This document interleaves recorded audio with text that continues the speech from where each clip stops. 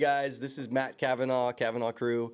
We wanted to get my friend Lindsay here to come on today and just talk a little bit about some changes, some things that are happening in the industry. And you may have already heard a little bit about this, or at least what the media is saying. And I will say we were just talking a little bit off camera, and what we want to talk about is not so much exactly what's going on, not so much like what exactly you should expect, but I think of The Matrix, and in the first movie of The Matrix at the end, Keanu Reeves, Neo, is like, I'm not here to tell you how this ends, but I can tell you how it's going to begin, and that is we're going to just keep doing the same things we've been doing, right? So, Correct. Lindsay, tell us a little bit about like what you've seen, heard, some of your opinions, and this isn't anything to take and write stories. This is just our opinion. We're just two Exactly. people talking, right? I've been approached by current clients and past clients, and the question is always, what are you going to do? Yeah.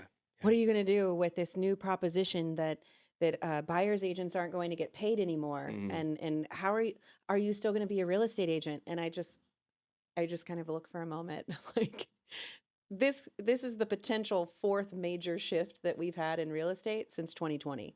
And if you're doing the math, that's one a year. It's a lot. And it's not just little shifts. They're major shifts between COVID and real estate, or the interest rates dropping to 2.5% to back up to 7%. I mean, All we've had over some the place. huge shifts Yeah, in yeah. the last 4 years. And you're right. Like, what else do you do except put your head down and double down and ride the wave? I know Yeah. it sounds very cliche, but you're right. Like, there are things that are happening at the national level that we have very little control over. Just like the market shifts, we had no control over a global pandemic, Yeah. and Fed creating these mandates that shot interest rates through the roof. We have to move through these shifts with structure and systems, and like I said, just doubling our efforts. But Yeah. the biggest takeaway I think that I've had from learning about the NAR proposal really is what we're looking at. It's just a proposal at this point. It's going to be going into effect or being voted on in July. So we Yeah. still have some time to have a lot of these things worked through and figured out. Yeah. And some people are starting to make changes already Right. based off of what they think is going to happen. And I think for y'all, why are we doing this today is because we want you to know that the professionals are going to remain professionals. And the way that they were doing business in the past is the way they're going to continue to do business for the most part. Like, because you should have already been informed on what it was costing you or not costing you, right? Correct. And the fact that the amount of commission that a realtor makes is always negotiable. It's always So negotiable as and much always as the media and other people are trying to spin it as if Right. like there's some flat fee that's hidden from you, and and so now that it's exposed, we're not going to be able to do business anymore. No, in order to sell your house, there's going to be a cost Some to cost do that. involved, Yeah, right. and you can't escape that just because of some rule that they may or may not have said that you can't put something on a piece of paper. It still costs what it costs. Correct. So anyway, to me, again, there's going to be a lot of shifts to it, and even though the rules aren't all set and we don't know what's going to happen, the thing I don't want to see happen is somebody who is on the fence, like they were about to be ready to pull the trigger, and then they see this happen. It's just one more domino in the chain of people not ready to move Right. forward. Right. And I can tell you that we're seeing a lot of success with buyers and sellers both selling and buying right now today, Correct. while interest rates are a little higher, while The prices competition are is too less. expensive, Right, right? right. Like, and we Mhm. talk about this all the time. Like, do you remember the lowest price of gas, like a gallon of gas? What's the lowest you remember? I remember 99 cents. 99 cents. I remember 97 cents, right? And I remember my parents were not excited that gas was almost $1. Like the Yeah. world was falling apart and everything is going crazy and there's no way this is going to last and Mhm. America's going to die.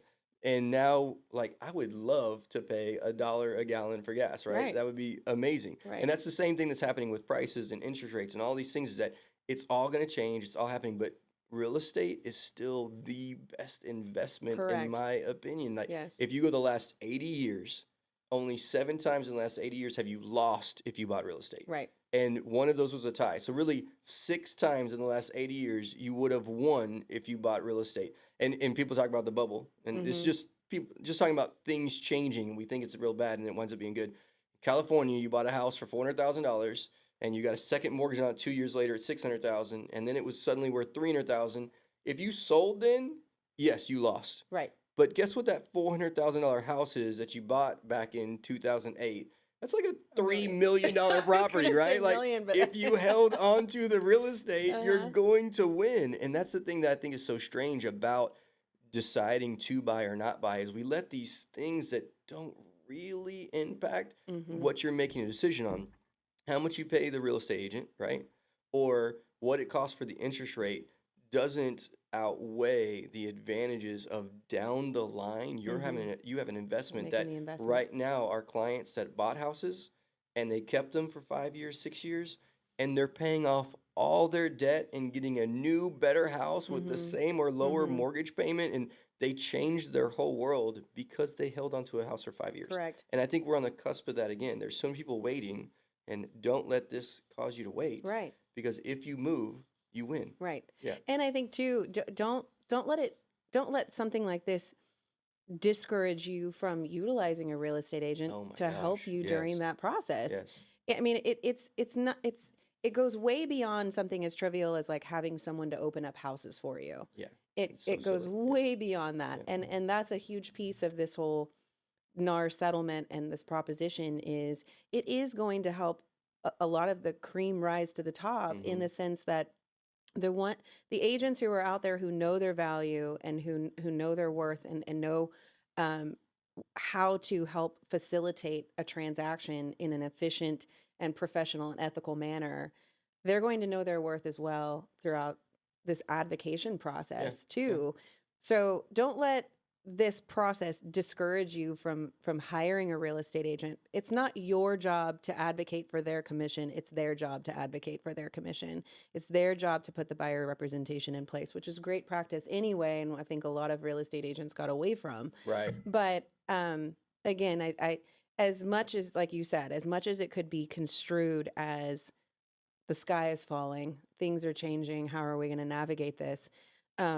It really is. It's going to cause the professionals to be professional and Yep. to continue to rise. And so pay attention to that. Pay attention to the professionals who know how to navigate the market and the professionals that know how to advocate for you. Yeah. And shout out to Lindsay. Like the clients that she works with, the way that she dives in and really helps and understands what kind of even mortgage they're getting into and how and why and ask good, solid questions.